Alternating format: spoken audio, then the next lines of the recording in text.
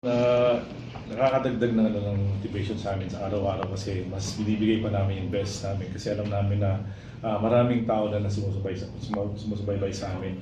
Importante lang na magtuloy-tuloy kami sa ginagawa namin para mas marami kaming ma-inspire pa na manonood or mga bata na maglalaro ng volleyball. Si to add lang, going back naman sa game, may 8 receptions ka rin today. So, compared nga sa mga previous games, tingin mo ba lalo mo nang mas nakahasa yung role mo din defensively for Chocomus? Wala na akong dapat isipin. Kailangan ko talagang tumulong. Kasi konti na lang din kami mga tao sa Chocomucho. And bibigyan na namin ng papel kung ano yung mga papel na mga trabaho na ibibigay ng mga coaches namin. Basta personally, focus, mindset, and kung one game at a time, 1 point at a time. Coach, 4-0. 4-0 na kayo ngayon. I guess, siguro how will you, na lang, na hindi kayo napipick too early na tuloy-tuloy lang po yung ganitong klase. Kasi parang medyo taas ng level talaga ng laro nyo ngayon.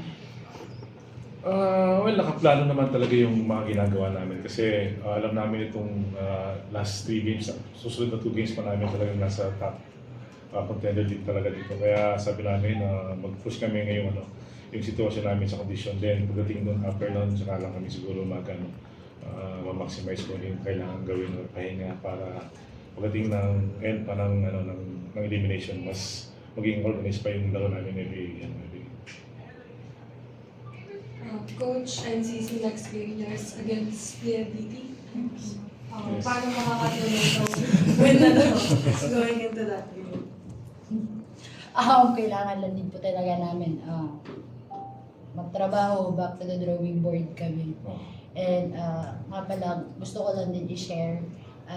Very thankful kay Ate Maika kasi siya talagang nag-step up for Maddie and alam mo yun na yung papel niya sa team namin is ginampanan niya talaga and ayun, nakakasaya, masaya ako na ganun yung pinakita niya kanina, kaya credits din kay Ate Maika dahil tinulungan niya talaga kami kanina and napabilis din yung trabaho namin. So, sa PLDT coach, baka ulit.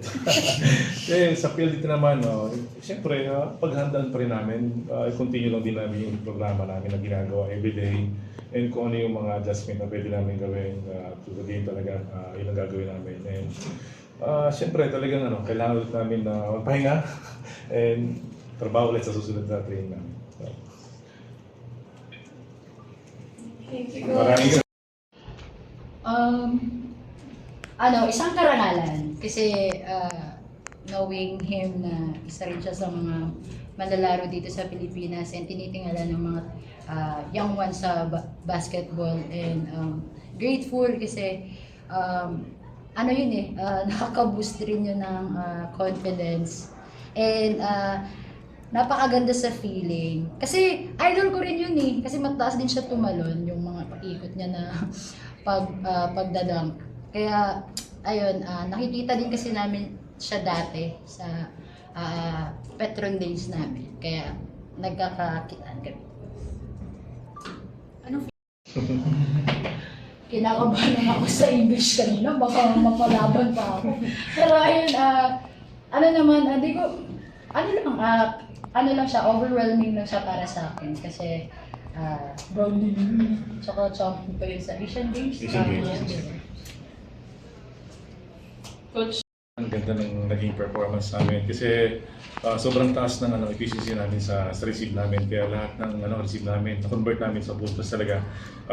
Sobrang ganda ng nilalaban and yun nga medyo nag-issue talaga kami pagdating sa receiving and sa service. Sana lang magtuloy-tuloy yung ginagawa namin, ibigay importante sa amin itong bawat laro. Thank you. and for Paulit-ulit kong sinasabi talaga na every time na may laro, may training, kailangan ready and naka-mindset talaga ako na kailangan manalo. Nakuha ko yung ganong ugali sa USC coaches ko. And siguro dala-dala ko yun. And syempre, personally, ayoko din na ma-put into waste yung mga paghihirap namin, and pinakita lang din namin kung paano kami magtrabaho sa sistema ni Coach Dante sa programa ng mga coaches namin. And kanina, di ko rin expect kasi sobrang tinitingala din namin talaga ako personally si Signal kasi coach ko rin si Coach Shaq sa dati kong pro, and siguro na nakuha lang din talaga namin yung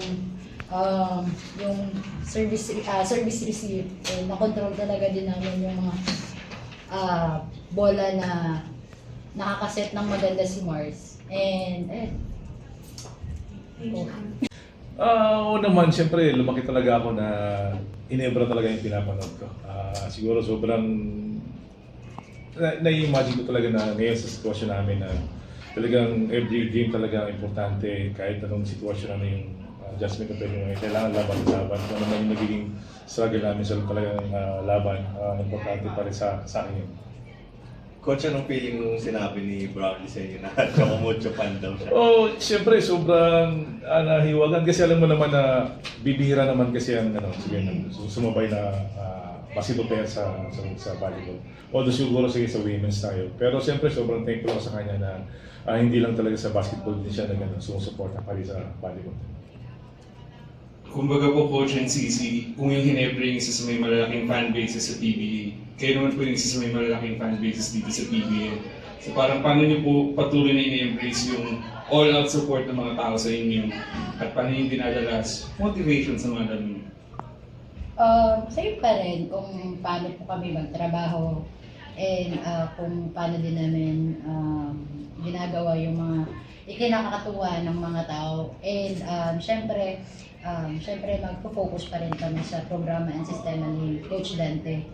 And ayun, andyan naman sila and we will do our best na hindi masayang yung suporta nila. Lalong-lalo na ang daming pumupunta, like napakalayo, may taga-Cebu pa, and minsan hindi namin na-accommodate kasi minsan gabi na. Pero we're very grateful na may mga ganong supporter. Nakakataba siya ng puso, and sana dumami pa, hindi lang sa amin, sa PBL mismo, kasi booming na talaga yung volleyball, and ang dami ng mga kabataan na nabibigyan namin ng inspiration.